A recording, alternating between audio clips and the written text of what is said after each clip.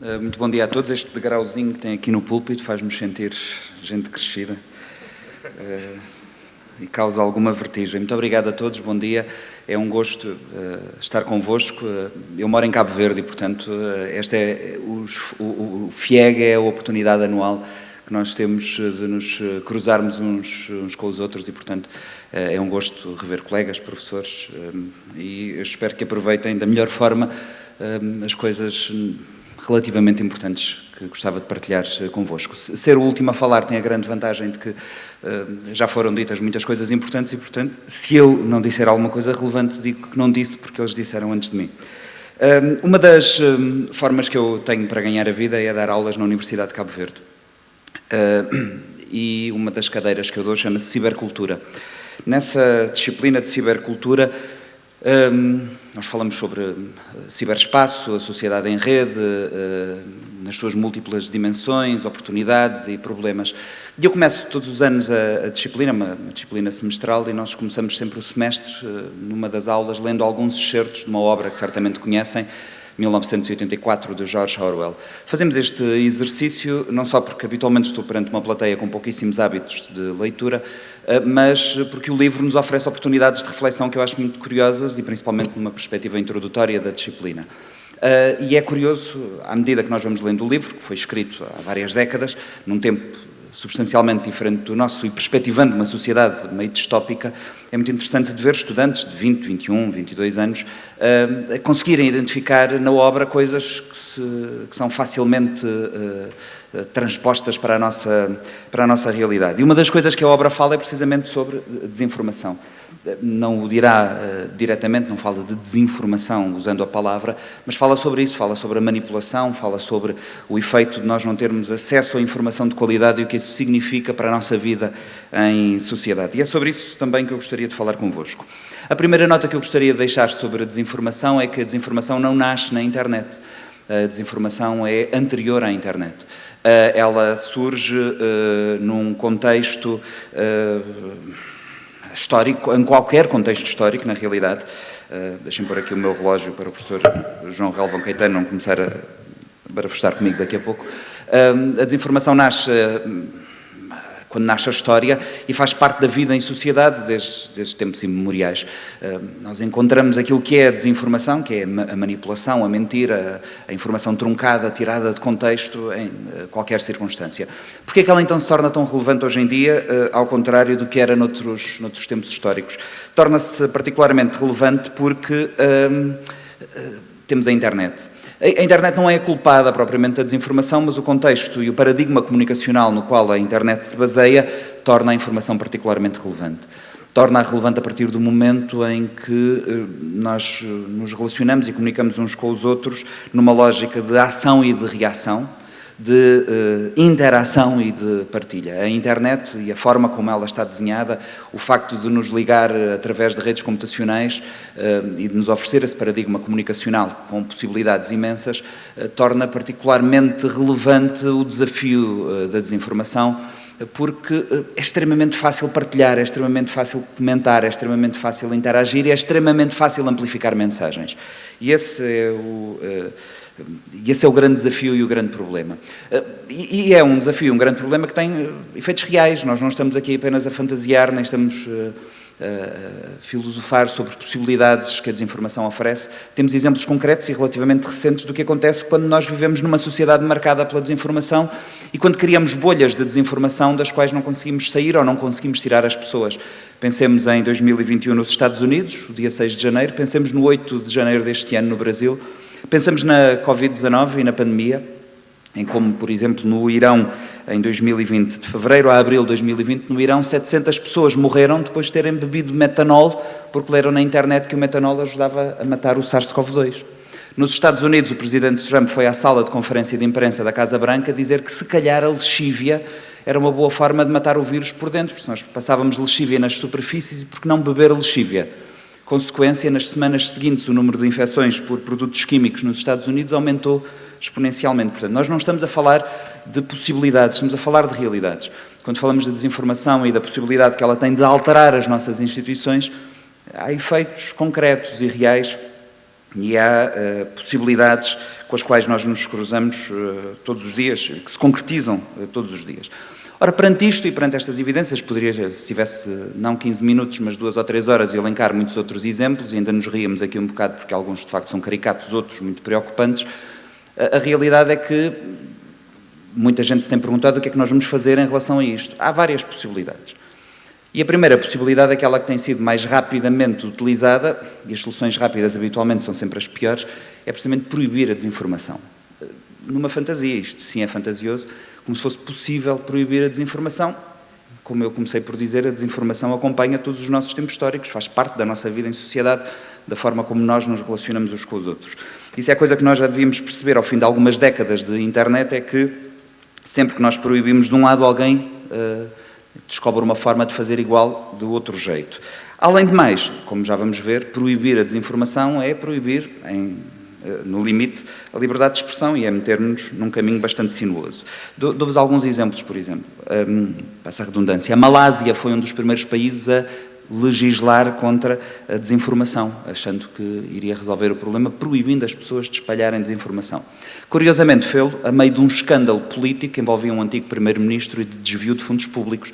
Portanto, o sentido da oportunidade foi muito interessante. Em Singapura, os médias sociais são obrigados a apresentar avisos em posts contendo informação que o governo considera falsa. O governo considera falsa. Na Rússia, temos falado muito da Rússia, da desinformação e de manipulação de informação na Rússia nos últimos anos. Falamos em particular desde as eleições das eleições nos Estados Unidos, que elegeram Donald Trump, mas temos falado também noutros contextos. A Rússia, em 2019, pôs em vigor uma lei que determina a aplicação de multas e até penas de prisão para cidadãos que propagam aquilo que as autoridades consideram como fake news. Mais uma vez, reparem, as autoridades consideram como fake news.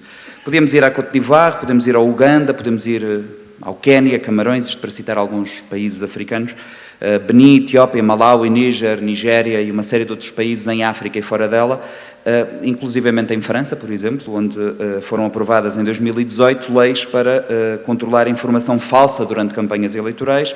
Podemos ir ao Brasil, onde no ano passado o Supremo Tribunal de Justiça, o TSE, Tribunal Superior Eleitoral, aprovou por unanimidade uma resolução que dá à Justiça Eleitoral a capacidade de rapidamente determinar a retirada de informação considerada falsa, desinformação da internet durante o período da campanha eleitoral.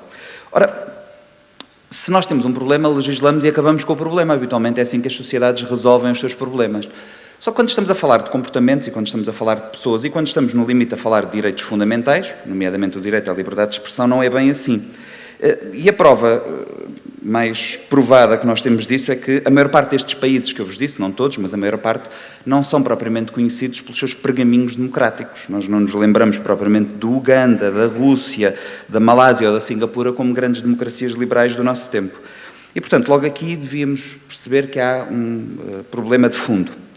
Porque a desinformação é, de facto, um problema transversal, mas é um problema transversal que não pode ser combatido de uma forma ainda mais problemática. Nós não podemos tentar combater um problema criando outro ainda maior. E o outro ainda maior é proibirmos as pessoas de se expressarem.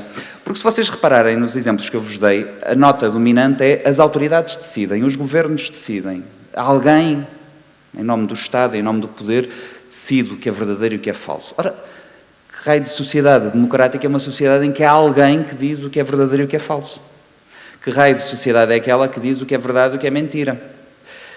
E que nível de confiança nós temos que ter em quem nos governa para que lhes passemos a responsabilidade e confiemos neles a possibilidade de eles próprios decidirem o que é verdadeiro do que é falso. Ora, rapidamente percebemos que não funciona. A liberdade de expressão está consagrada como direito fundamental temos aqui gente que percebe muito mais de leis do que eu. Ela está na Declaração Universal dos Direitos Humanos, está no Pacto Internacional sobre Direitos Civis e Políticos, está depois numa série de outros instrumentos, tem reflexos no nosso ordenamento jurídico em Portugal, em Cabo Verde, na maior parte das democracias e, portanto, ela tem força de lei, está protegida nesse sentido. E o terreno que pisamos quando decidimos o que é ou não é desinformação é, por isso, também um terreno bastante sinuoso. No limite, há autores que defendem isso. Até o direito a difundir conteúdo falso deve estar protegido. porque se isso não estiver protegido, nada, em potência nada estará. E abrimos aqui uma caixa de Pandora da qual vão resultar muito provavelmente uma série de dores de cabeça e de problemas ainda maiores do que a desinformação. E talvez por isso mesmo se avance tão lentamente e com tantas dúvidas nesta tentativa de abordar e resolver o problema da desinformação. A falta de informação de qualidade é, por si só, um problema de direitos humanos. O direito à liberdade de expressão está atrelado a uma série de outros, nomeadamente o direito a informar e a ser informado, a aceder à informação de qualidade. E se nós não conseguimos aceder à informação de qualidade porque vivemos num ambiente comunicacional marcado pela desinformação, temos logo a partir de um problema de direitos humanos. O nosso modelo de vida em sociedade depende, em larga escala, de sermos cidadãos bem informados. Como perguntam alguns autores, e perguntam um autor que se chama Toffoli, por exemplo, como é que nós podemos tomar decisões adequadas se não temos a capacidade de discernir e de compreender o que é real do que é irreal? Há, além da perspectiva de proibir simplesmente a desinformação, que já vimos que é até um bocadinho anedótica e perigosa, há alguns países que estão a experimentar uma abordagem que é passar a responsabilidade para as plataformas sociais, para os Facebooks, os Twitters, os WhatsApps e outras do género, os TikToks, os Instagrams e etc. O Conselho de Direitos Humanos das Nações Unidas olha para esta possibilidade e diz assim: isto é capaz também de não resultar, porque até agora todas as tentativas de regulação que nós fizemos das plataformas digitais mostraram-se pouco eficientes e até potencialmente discriminatórias. Porque agora, em vez de termos os governos a decidir o que é verdade e o que é mentira, temos um tipo lá em Silicon Valley, um algoritmo, a decidir o que é verdade e o que é mentira, o que me parece que também a prazo é capaz de não dar muito bom resultado.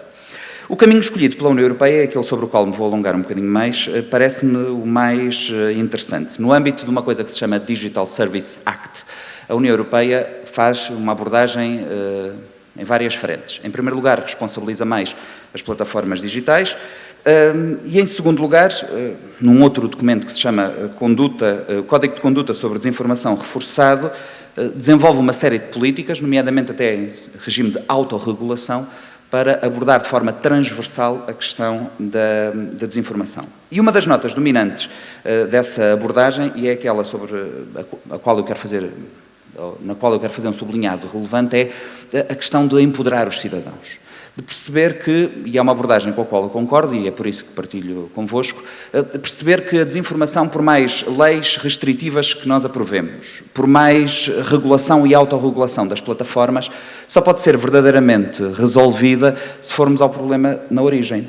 No limite, a desinformação só é um problema porque os cidadãos são expostos à desinformação e consomem-na.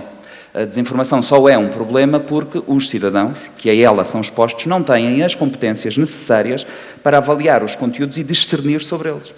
O tal exercício de discernir o que é real do que é irreal. E, portanto, a longo prazo, e isto não se faz de um dia para o outro, a longo prazo a forma mais eficiente de resolver o problema da desinformação e outros problemas do nosso espaço digital, nomeadamente o discurso de ódio, nomeadamente questões relacionadas com a privacidade, a devassa da vida privada, nomeadamente questões relacionadas com hackers, pirataria e uma série de outras. No limite, a melhor forma de resolver isto, e a mais eficiente, não 100% eficiente, mas a mais eficiente, é dotar os cidadãos de capacidade para avaliarem os seus conteúdos, para melhorarem o seu comportamento online. A União Europeia defende isso, outros países defendem também essa abordagem. Em Portugal, a questão da educação para os média tem sido tratada, há portais a serem desenvolvidos, há o programa da cadeira de Educação para a Cidadania introduz conteúdos nesta área e, portanto, há uma consciência de que para se resolver o problema de fundo é preciso ir à base, e a base é trabalhar com os cidadãos. Claro que isto não se faz de um dia para o outro e não se faz, creio eu também, da forma como na realidade tem sido feito. É capaz de produzir resultados, produzirá certamente, mas, como diz a Unesco, e é uma nota muito interessante que eu gostaria de partilhar convosco, como diz a Unesco, a educação para os média só pode ser feita de forma sistemática e não casuística. 2 minutos e eu termino, sim senhor. Como é que se trabalha a educação para os média de forma sistemática e não casuística? Não limitando a nossa abordagem à introdução esporádica de conteúdos de educação para os média nos programas, criando cursos de formação rápidos, indo um pouco mais além. E indo um pouco mais além, criando toda uma abordagem do próprio sistema educativo que empodera os cidadãos. Há pouco a Vera usava uma expressão que eu achei muito interessante, que até tomei nota, que é a educação emancipatória.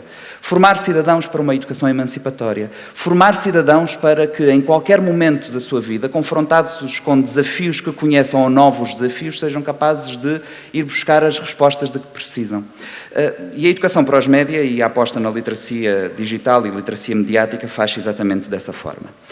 Não me vou alongar muito mais, até porque o meu tempo está a chegar ao fim, mas concluiria dizendo isto, até porque o tempo é curto, muitas coisas teria eu para dizer, como devem calcular. A desinformação não é um problema que vai vir. Nós não estamos aqui a falar de uma coisa que vai acontecer. Nós fomos avisados, na realidade, de que isto ia acontecer, os sinais estavam lá todos, o deslumbramento com que nós enfrentámos as questões online e as questões da internet davam-nos a entender que vinham aí problemas. A desinformação é um problema real. E é um problema real que nós temos que abordar e temos que pensar sobre ele. Não é possível conceber uma sociedade democrática sem informação de qualidade. Ela não vai resultar e vai enfraquecer, como está a enfraquecer. Olhemos para os Estados Unidos, olhemos para o Brasil. São sociedades democráticas enfraquecidas em grande medida porque não existe um ambiente comunicacional de qualidade, ou ele está enfraquecido e está mitigado em muitas medidas. O debate na esfera pública, seja ele online ou offline, só se faz com acesso à informação de qualidade e com cidadãos capazes de avaliar a informação que recebem, não apenas ou não fundamentalmente a partir das suas convicções pessoais, mas sim por critérios de credibilidade e factualidade. Se isso não acontecer e se nós não dotarmos os cidadãos das competências necessárias para que consigam aceder a esses conteúdos e avaliá-los, formular sobre eles juízos críticos, teremos certamente problemas muito maiores do que aqueles que já temos e que eu exemplifiquei ao longo destes escassíssimos minutos que me foram dados. Muito obrigado a todos.